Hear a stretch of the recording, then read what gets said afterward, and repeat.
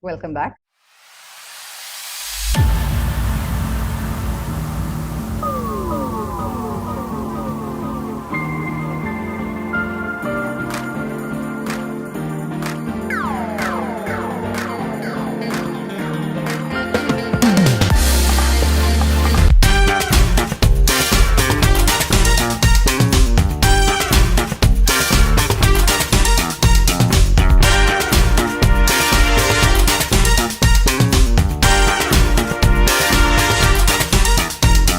Now, I'll give you a quick workaround so that this concept of value for money or the 3 E's will be super easy for you. Whenever you get a question regarding any not-for-profit organizations, I want you to arrange the facts of the case in a particular format.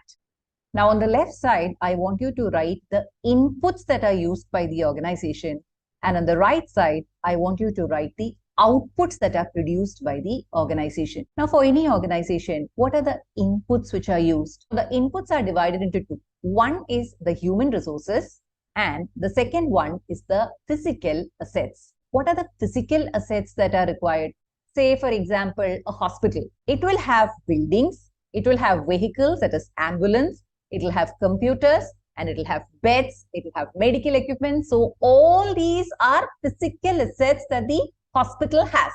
And what are the human resources for a hospital? These are basically the doctors, the nurses, the workers or the helpers. So all these are the human resources. Now coming to the output side. Now on the output side, you have the beneficiary. That is a person who is receiving the goods or services. In the case of a hospital, who is receiving the goods or services? It is the patient. So patient is the beneficiary as far as a hospital is concerned. And you also have the objectives on the output side, or the purpose for which the organization has been established. In case of a charitable hospital, what could be the objective? The objective will be to give quality health care to the population at reasonable rates. Now we will look into the first E, namely economy. Now, economy means minimizing the cost of inputs without compromising on the quality. Now, focus on the term inputs. Economy is something which is related solely to the inputs. So, what are we supposed to do? We are supposed to minimize the cost of inputs. That is, minimize the cost on the human resources and whatever assets we are planning to acquire. So try to minimize the cost on these inputs. But there is a catch. What is a catch? You should not be compromising on the quality. So if you're planning to buy or construct a building, or you're planning to buy a vehicle, then try to acquire it at the least possible cost. But the quality should not be adversely affected. Likewise, when you're attempting to recruit human resources, then try to recruit them at the least possible cost. That is the least possible salary, but you should not be compromising on the quality. So if you notice here, economy is purely input focused. Now coming to the next E. The next E is efficiency, which means that you have to try to maximize the output from the inputs used. Focus on two words here. There is an output and there is an input, which means that it relates to both these, or more specifically, it is outputs divided by input ratio, and we are supposed to increase this ratio. Now, how can we increase this ratio? If this ratio has to be increased, either the numerator has to increase or the denominator has to reduce, correct? That is the only way in which the entire ratio can be improved, which means that you should either increase the output from a given input. That is, you should try to increase the numerator, or we should reduce the input, that is the denominator, for the same output. Or in short, we are supposed to increase the output to the input ratio. That is the meaning of the sentence, maximizing the output from the inputs used. Now we will take up an example. Suppose in a hospital, there are 30 doctors. So doctors is the human resources, which figures on the input side. And suppose the number of patients are 300 patients on a particular day. Now, patients is part of beneficiary or the person who are receiving the goods or services.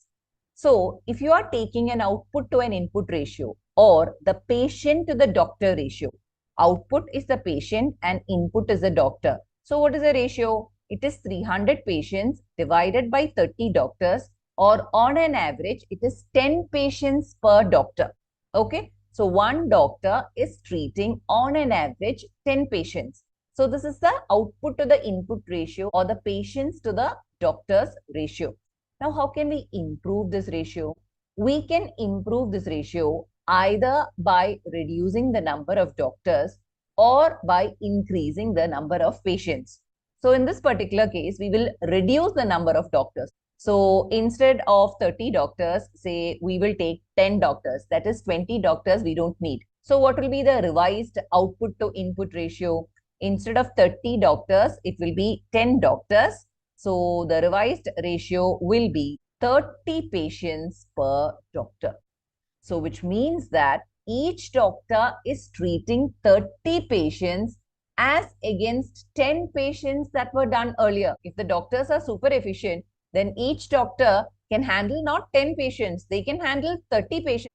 That is the meaning of improving the efficiency. So if you notice here, in efficiency, we have linked the outputs to the input. Now we will move on to the last E, namely effectiveness. Now, what do you mean by effectiveness? Effectiveness means achievement of objectives. So immediately you have to understand that it is output focused. We are not focusing on the input side. Effectiveness is a measure that is related to the output side only. That is, we are trying to find out whether we have achieved the objectives. In a hospital, what could be the objective? Achieving quality healthcare, reducing the number of deaths. So all these are objectives related to a hospital. So if you can achieve that, then it means that the organization is effective. So now we have seen the meaning of the 3 E's. Economy, it is completely input focused. Efficiency, we are trying to maximize the outputs from the inputs used. That is, it is a link between the outputs and the inputs. And effectiveness is the achievement of objectives, or it is completely output related. Now, an important point to note is that in order to achieve good value for money, all the 3 E's are to be balanced. That is, being effective in achieving objectives. That is the last E, and doing so in an economic and efficient manner. That is, all the 3 E's have to be balanced. Now, what do you mean by this? Now, in the example that we just saw, what did we do here? We improved the efficiency of the organization. That is, each doctor, instead of treating 10 patients, we have improved their efficiency, and each doctor has to handle 30 patients. Now, as far as efficiency is concerned, agreed. We have tried to make the doctors more efficient. But suppose if the doctor treats 30 patients and he's hard pressed with time and he doesn't treat properly, in a hurry he's treating them, that none of the patients are getting cured of their diseases.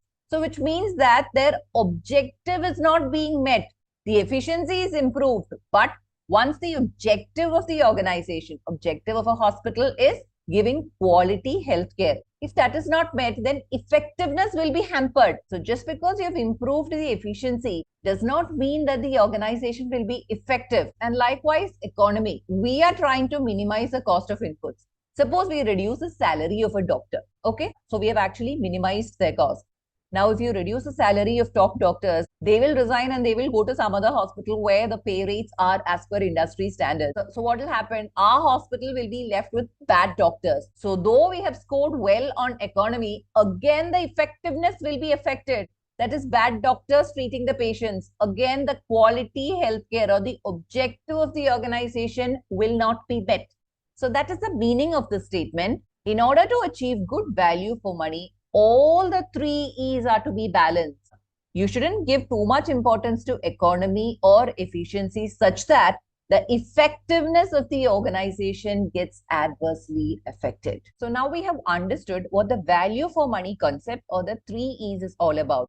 Now we know that not-for-profit organizations is not operating for profit. Agreed. but money is required for doing anything, right? So we cannot ignore the financial aspect altogether. So now we will look into the financial objectives of a not-for-profit organization. The first financial objective is raise as much funds as possible. And the second objective is effectively spend those funds. Simple. So you have to get as much funds as possible and you have to effectively spend these funds. Only then the organization will be able to function smoothly. Now, these key financial objectives, we need to fix targets for these, correct? Only if we fix targets, we can ask the people in the organization to work towards those targets. So translating it into targets, the financial measures or the targets are, as far as the first objective is concerned, raise as much funds as possible. So definitely we need a revenue target. So that is a financial measure relating to the first key objective, and everyone will work towards attaining those targets. So the sources of revenue are, you might get grants from the government, you might get donations from the public. So basically, you will have to work towards achieving these revenue targets. Now coming to the financial measures relating to the second key objective, that is effectively spending of funds. For effectively spending the funds, every not-for-profit organization will have budgets. So that is the financial measure, or that is a target. You have to meet the budgets. Now breaking down the budget figures into individual expense. Now one of the expenses are the fundraising expenses. There should be a target fixed for the fundraising expenses as a percentage of revenue. Next, one of the major expenses that is incurred by a not-for-profit organization is the administration cost. So there should be a target fixed for administration costs as well. Administration cost as a percentage of revenue. So that is also a financial measure or a target that is supposed to be met by not-for-profit organization. And finally, we have revenue, we have expenses. And in the long run, no organization can survive if the expenses are much above the revenue. So that is a final financial target, breaking even in the long run. So that's it about the financial objectives of a not-for-profit organization. So what we have finished is 3 E's and also the financial objectives of not-for-profit organization. Now, the value for money concept, we will take up an example so that you get a firm grip on the topic. So the example that we will take up is that of a subsidized college canteen. So as I said, for any not-for-profit organization, you have an input side and you have an output side. The input side comprises of the human resources and any assets that the organization has. On the output side, you have the beneficiary and the objectives of the organization. Now we will take up the first E. What was the first E? First E was economy. That is, you're trying to minimize the cost of inputs without compromising on the quality. Now in a college canteen, what are the human resources that are required? The human resources is basically the staff of a college canteen. And the assets of a college canteen, apart from buildings, computers, etc., they will definitely have a stock of provisions because they have to make the meals, right? And we will just take note of the beneficiary also. The beneficiary of a college canteen are the students. And what is the objective of a subsidized college canteen? It is to provide food to maximum number of students with good nutritional value. So we will take up the first example, cost of purchasing provisions. Provisions is something related to the input side. Stock of provisions. And what have they mentioned? Trying to analyze the cost of purchasing the provisions. So whenever we are trying to reduce the cost, then it is a measure of economy because we are trying to minimize the cost of inputs without compromising on quality. That is what economy is all about. Is a measure related to economy. Now, the next item, the cost of negotiating for and purchasing equipment. Equipment, any equipment that is used in a college canteen, whether it is a cooking range, whether it's a kettle, all these are assets. So, whenever we are trying to negotiate its cost, we are trying to minimize the cost of inputs. So, again, it is a measure related to economy. Now, the next item, pay rates for staff of appropriate levels of qualification. Staff is again input related. And when we are trying to negotiate the pay rates, we are trying to minimize the cost of inputs, and that too for staff with appropriate levels of qualification. That is, we are not trying to compromise on the quality. So here again, this is also related to economy. So all these three are related to economy. Now let's take up examples relating to the second E. What was the second E? Second E is efficiency, and it relates to maximizing the output from the inputs used. That is, we are trying to increase the output to the input ratio. Now the first item, number of portions produced. What do you mean by number of portions produced? Number of meals produced. That is basically for the beneficiary, right? Or the goods or services that are provided for the beneficiary. There is an implied meaning here. That is number of portions produced with the available inputs. That is, you are not going to produce the portions, or you're not going to produce the meals out of thin air. It is with the available inputs, right? So as I said, the number of portions produced, it is for the students or it is for the beneficiary. That will come on the output side, and the available inputs, that is definitely on the input side. So whenever we are trying to link an output to an input, it is a measure of efficiency. Now moving to the second item, the cost per meal sold. Meal sold, definitely it is something for the beneficiary. That will come on the output side. So the meal sold is on the output side, and the cost. What is the cost? The cost is definitely related to the inputs. Now the cost related to the meal sold, where is the cost coming from? It is the cost of provisions. It is the cost of gas and electricity. So basically it is the cost of inputs which are used for making these meals. So again, we are trying to link the output to the input. So it is a measure of efficiency. Now the next item, staff utilization. Staff, we know it is input related. Utilization, whether we are utilizing the staff to the fullest possible extent. So here, whenever we are trying to measure the staff utilization, we are just trying to find out whether there is any idle time, whether any hours are getting wasted. Now, as a ratio, if you have to say, it is the productive hours of the staff. That is, the hours that they are using productively, or the hours that they are working for the students. But the productive hours may not be equal to the total hours that they have in hand.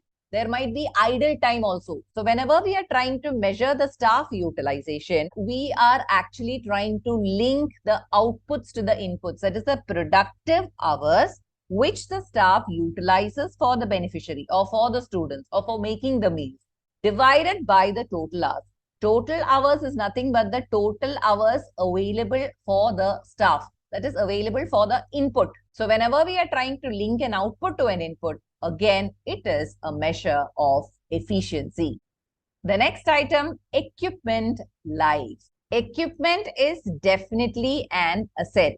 And whenever you are trying to find out the equipment life, here again, we are trying to find out what is the productive hours. The productive hours that the equipment runs for meeting the needs of the beneficiary. Say the equipment is a cooking range, and say this cooking range works for 10 years. Now, instead of 10 years, if it is 11 years, we are using the cooking range for 11 years. So what are we trying to do? We are actually linking an output to an input. That is the number of hours or the number of years that the cooking range is used for meeting the needs of the students compared with the cooking range itself. So we are comparing an output to an input. So it is a measure of efficiency. Now let's move on to the final E, or effectiveness. What do you mean by effectiveness? Effectiveness means achievement of objectives. So focus only on the objectives. So we know that the objective of a college canteen is to provide food to maximum number of students with good nutritional value. Now the first item, numbers using the canteen or the number of students using the canteen. So our main objective is to provide food to maximum number of students. It is a measure to understand whether our objectives have been met. If the numbers are very low, very few students are coming to the canteen, then it means that there's something wrong with the canteen. So the objective is not met, and hence it's a measure of effectiveness. The next item, customer satisfaction ratings. Again, customer satisfaction ratings It is whether the students are happy. So that is also output focus, or we are seeing to it that the objectives are being met. So that is also a measure of effectiveness. Now coming to the third item, nutritional value of meals served. So whenever we are trying to analyze whether the nutritional value of meals served is good, again we are trying to find out whether the objectives are being achieved. So all three relates to effectiveness. Now I will try to revert certain items and I want you to think what the answer will be. Now we have numbers using the canteen. That is a number of students using the canteen. Number of students to staff ratio. That is how many students are being catered by a single staff. Student to staff ratio. Student, we know it is from the output side or it is a beneficiary, and staff is an input. So whenever we are comparing an output to an input, it is a measure of efficiency. Now, the next example that we will be taking up is that of a fire service. The item that is being shown is the average number of minutes taken to arrive at a fire. Now, what is the objective of fire service? Their main objective is to reach that place where the fire has taken place as soon as possible. That is an objective. So, whenever they say the average number of minutes taken to arrive at a fire, that is completely relating to its objective. And hence, it is a measure of effectiveness. So, irrespective of what the not-for-profit organization is, whether it is a hospital, whether it is a school, whether it is a fire service, whether it is a subsidized college canteen, the only thing that you have to bear in mind is, if it is something related to the cost of inputs, then immediately you have to write economy. If you are trying to link the outputs to the inputs, then it is a measure of efficiency. And if you're solely looking into whether the objectives are met, then it is a measure of effectiveness. So whenever you get a question, immediately try to analyze what will come on the input side, that is the human resources and the assets, and what will come on the output side, that is the beneficiary and the objective. So once you're clear in your mind regarding that, then your answers will turn out right. So here we come to an end of today's session. Stay tuned for the recap ahead.